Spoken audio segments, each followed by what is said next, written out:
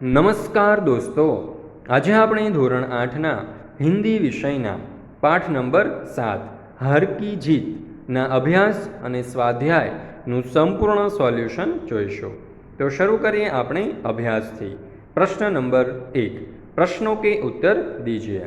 पहलो सवाल, खड़ग सिंह का हृदय परिवर्तन क्यों हुआ?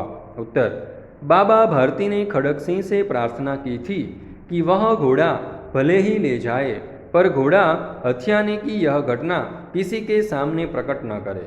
जिस तरह छल कपट करके उसने घोड़ा बाबा से छीना, उसे सुनकर लोग किसी गरीब पर विश्वास नहीं करेंगे। बाबा भारती के ये शब्द डाकू खड़ग सिंह के कानों में गूंजते रहे। उसे लगा कि बाबा आदमी नहीं देवता है, उन्हें अपनी हानि की नहीं गरीबों के नुकसान की चिंता है। ऐसे उच्च विचार वाले पुरुषों को धोखा देकर उसने अच्छा नहीं किया, उसे उनका घोड़ा लौटा देना चाहिए। इस प्रकार खड़ग सिंह का हृदय परिवर्तन हुआ। त्यार पछी जो ये प्रश्न नंबर 2, अब कोई गरीबों की सहायता से मुंह नहीं मोड़ेगा, बाबा भारती ने ऐसा क्यों कहा? उत्तर, खड़ग सिंह ने गरीबों और अपाहिज बनकर बाबा भारती को धोखा दिया। उन्हें डर था कि इस घटना का पता चलने पर लोग गरीबों, दीन दुखियों और अपाहिजों पर विश्वास नहीं करेंगे। लेकिन खड़ग सिंह जिस शाम को बाबा भारती का घोड़ा ले गया, उसी रात को वह उसे बाबा के अस्तबल में बांध गया था। अब खड़ग सिंह की धोखेबाजी की बात फैलने का डर नहीं था, इसलिए बाबा भारती ने कहा कि अब गरीबों की सहायता से कोई मुंह नहीं मोड़ेगा। त्यार पछी जो त्रीजो सवाल, यदि बाबा भारती की जगह आप होते तो क्या करते? उत्तर, यदि बाबा भारती की जगह में होता तो थाने में जाकर यह शिकायत दर्ज कराता कि डाकू खड़ग सिंह से मुझे खतरा है, वह मुझे धमकी दे गया है कि वह मेरा घोड़ा मुझसे छीन ले जाएगा। उसकी धमकी के कारण मैं 24 घंटे भयभीत रहता हूँ। पूरी रात घोड़े की रखवाली में बीत जाती है। अपने बचाव का मेरे पास कोई उपाय नहीं है। वह किसी भी समय मेरा घोड़ा उठा ले जा सकता है। मैं थानेदार साहब से प्रार्थना करता कि वह इस संबंध में ठोस कार्रवाई कर मुझे उस खतरनाक डाकू के भय से मुक्त करे। त्यार पछी जो चौथुं, इस घटना को किसी के सामने प्रकट न करना, ऐसा बाबा भारती ने क्यों कहा? उत्तर, बाबा भारती संत पुरुष थे। दीन दुखियों के प्रति उनके हृदय में अपार करुणा थी। किसी अपाहिज की करुण पुकार सुनकर उनका हृदय पिघल जाता था। उनकी इसी दयालुता का लाभ उठाकर खड़ग सिंह ने उन्हें धोखा दिया था। बाबा भारती को लगा कि अगर खड़ग सिंह की इस धोखेबाजी का पता लोगों को लग गया तो वो किसी गरीब और दीन दुखी पर विश्वास नहीं करेंगे, फिर कोई किसी अपाहिज की मदद नहीं करेगा। यही सोचकर उन्होंने खड़ग सिंह से उसकी धोखेबाजी से घोड़ा लेने की बात किसी के सामने प्रकट न करने के लिए कहा। त्यार पछी प्रश्न नंबर 2, मान लो आपके गांव की बैंक में लूट हुई। लूट किस गलती से कारण हुई होगी? लुटेरा कौन हो सकता है? इस घटना का अनुमान लगाइए और लूट या चोरी से बचने के लिए क्या क्या सावधानी रखनी चाहिए, अपने दोस्तों के साथ चर्चा कीजिए। रोहित कहता है, अरे मयंक, कल रात अपने गांव की अभ्युदय बैंक में लूट की खबर तूने सुनी? मयंक कहता है, हाँ सुनी। दमन कहता है, बैंक में 2 चौकीदार हैं, पर अक्सर इधर उधर घूमते रहते हैं या अन्य काम करते रहते हैं, फिर लूट होना स्वाभाविक है। रोहित कहता है, तुमने बिल्कुल सच कहा। मयंक कहता है, पर ये लुटेरे कौन हो सकते हैं? दमन कहता है, वे ही होंगे जिन्होंने नगर के मंदिर से मूर्तियाँ चुराई थी।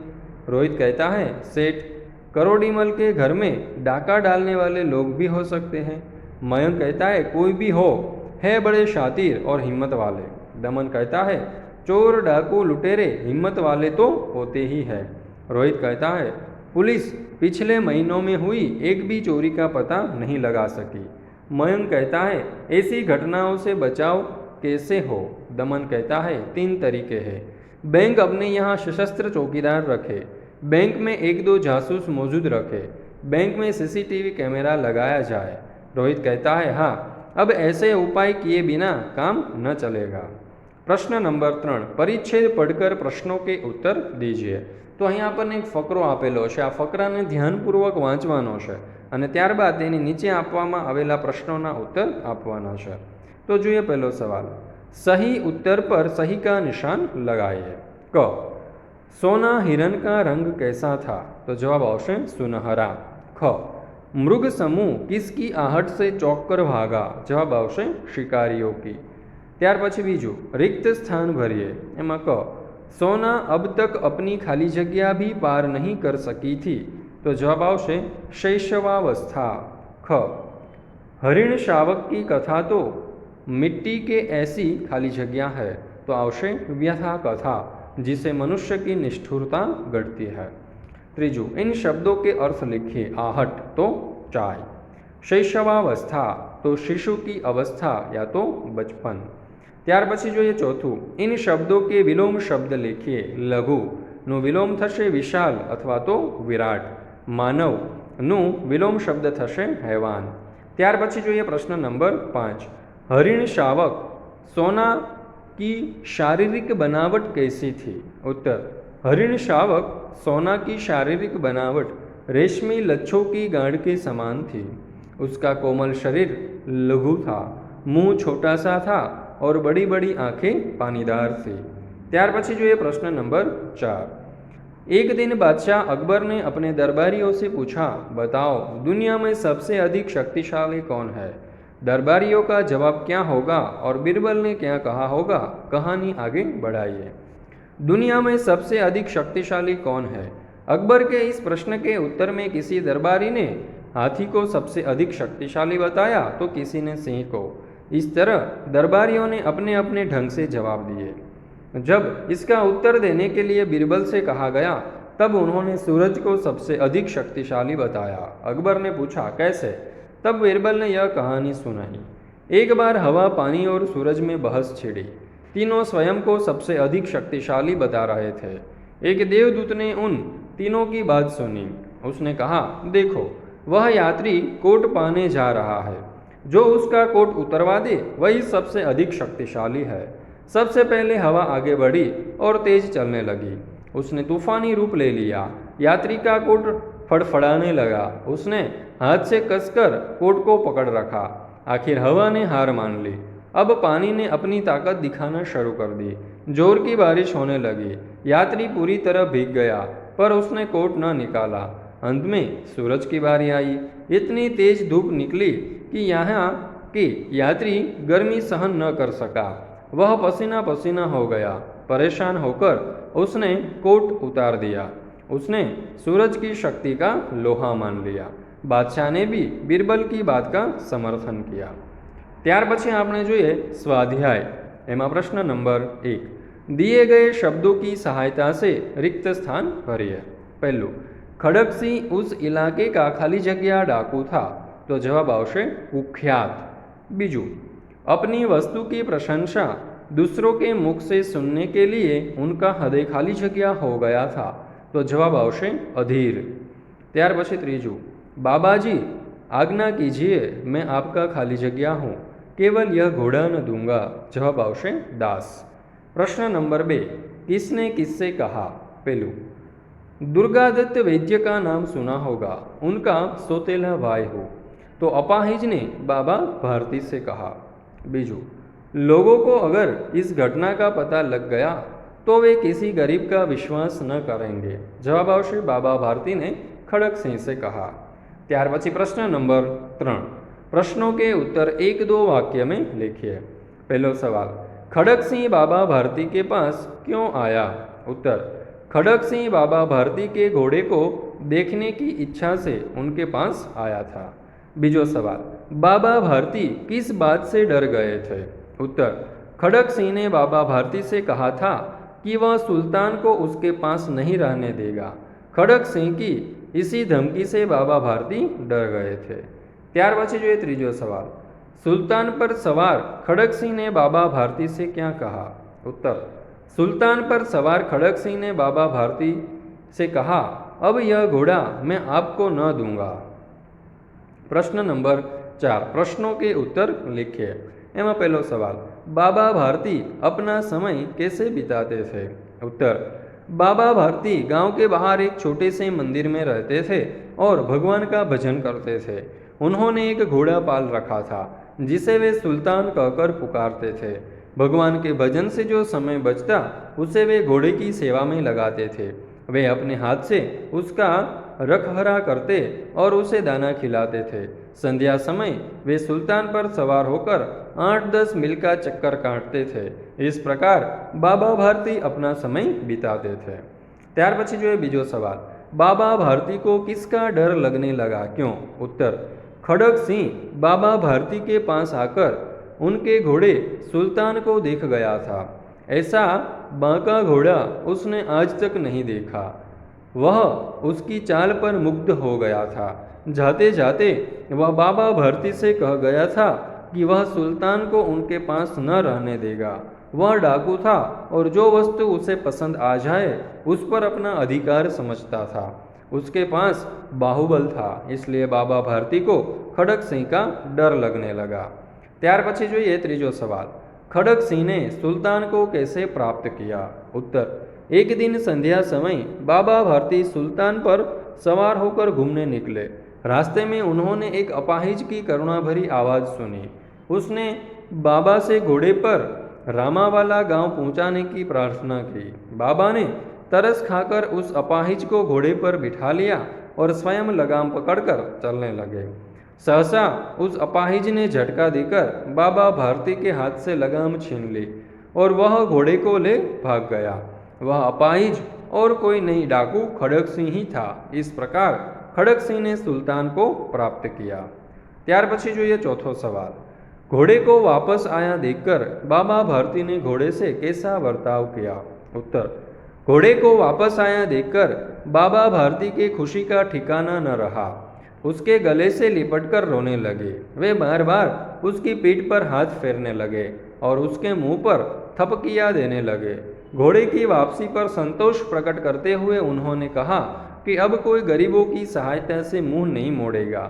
इस प्रकार घोड़े को वापस आया देखकर बाबा भारती ने उसे वही बर्ताव किया जो एक पिता बहुत दिनों से बिछड़े हुए पुत्र के मिलने पर करता है। ત્યાર પછી જોઈએ પ્રશ્ન નંબર 5, ટિપ્પણી लिखिए। बाबा भारती की महानता। तो જોઈએ उत्तर, बाबा भारती एक सदाचारी संत थे। उनका हृदय विशाल था और उनके विचार उच्च थे। उनके हृदय में दीन दुखियों के प्रति अपार करुणा थी।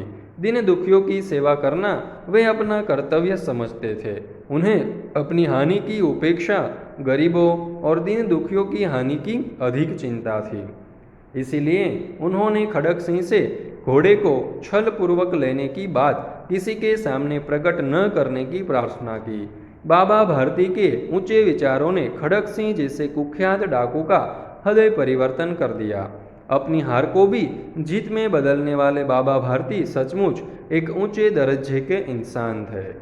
ત્યાર પછી જોઈએ પ્રશ્ન નંબર 6, दिए गए शब्दों के अर्थ से शब्द पहली पूर्ण कीजिए।